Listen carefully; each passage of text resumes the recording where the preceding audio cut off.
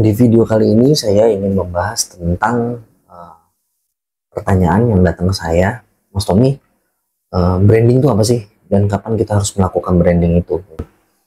Nah, kalau ditanya apa itu branding, sebenarnya branding ini berkaitan sama emosional konsumen. Ketika konsumen ditanya tentang brand tersebut, dia sudah bisa menjelaskan. Nah, saya coba kasih contohnya satu ya. Misalnya, uh, kita sebut aja merek, misalnya Mercedes-Benz ya. Mercedes-Benz mobil nih, mau tahun lama mau tahun baru pokoknya sama aja nih, pokoknya Mercedes-Benz.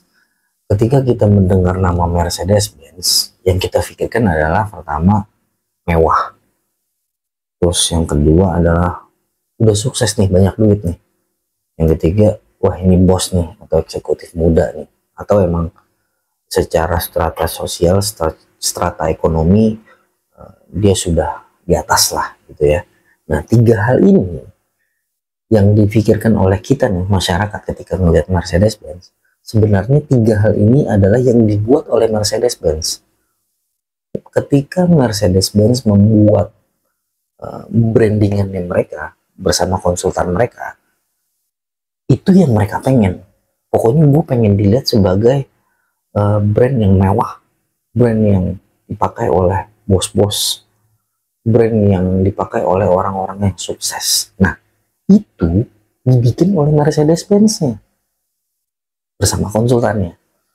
Jadi ketika masyarakat ditanya Mercedes-Benz itu apa, dan masyarakat menjawab hal tersebut, itulah yang dikatakan brand itu sukses melakukan branding. Karena emosional yang disampaikan, yang sudah dibuat nih oleh Mercedes-Benz dan konsultan, itu sampai ke masyarakat. Nah, itu yang dinamakan branding. Itu teman-teman, itu contohnya ya. Jadi branding itu tidak bisa langsung kelihatan hasilnya dalam 1-2 tahun, tapi branding itu akan terlihat ketika sudah 5 tahun, 10 tahun, 15 tahun, 20 tahun, itu baru berasa efek dari situ, efek dari si branding itu. Nah, terus Mas Tommy, kapan waktunya saya memulai brandingnya nih? Nah, saran dari saya, teman-teman melakukan branding ketika penjualan teman-teman sudah surplus atau positif atau dengan untung gitu. Tapi teman-teman wajib belajar tentang branding ini dari pertama kali mulai usahanya. Jadi ketika teman-teman sudah secara penjualan sudah untung, sudah tidak ada kerugian-kerugian yang harus disubsidi dari kantong sendiri gitu ya. Nah, teman-teman bisa memulainya tuh, mulai ilmu-ilmu branding itu pelan-pelan. Jadi kenapa harus secepatnya? Karena gini teman-teman, ketika teman-teman tunda-tunda si branding ini, konsumen teman-teman itu akan semakin lama semakin banyak, dan semakin lama mereka akan membentuk persepsi tentang brandnya teman-teman, tentang jualannya teman-teman itu. Jadi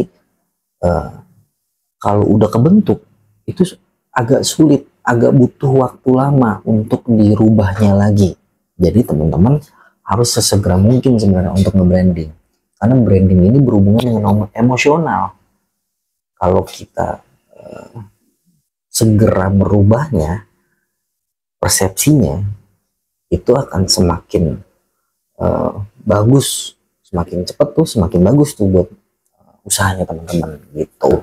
Jadi semakin lama teman-teman memulai untuk branding, semakin lama juga teman-teman untuk merubah persepsi konsumen terhadap usaha kita atau produk kita itu. Nah, kalau teman-teman mau belajar branding, kalau teman-teman mau memperdalam ilmu branding, teman-teman bisa follow akunnya Pak Bi atau Pak Subiakto di Instagram. Itu dia aktif banget, dia benar-benar mengedukasi banget. Kalau perlu ikut seminarnya, saya rekomen banget itu teman-teman. Oke, sekian video saya, semoga bermanfaat, semoga bisa menginspirasi teman-teman semua. Jangan lupa juga untuk di subscribe, di like, dan berkomen, di share juga kalau perlu, biar semua biar semakin banyak nih teman-teman kita yang pinter yang bisa berkembang dengan usahanya. Itu teman-teman. Oke, sekian dari saya. Kita ketemu lagi di video selanjutnya. Assalamualaikum warahmatullahi wabarakatuh.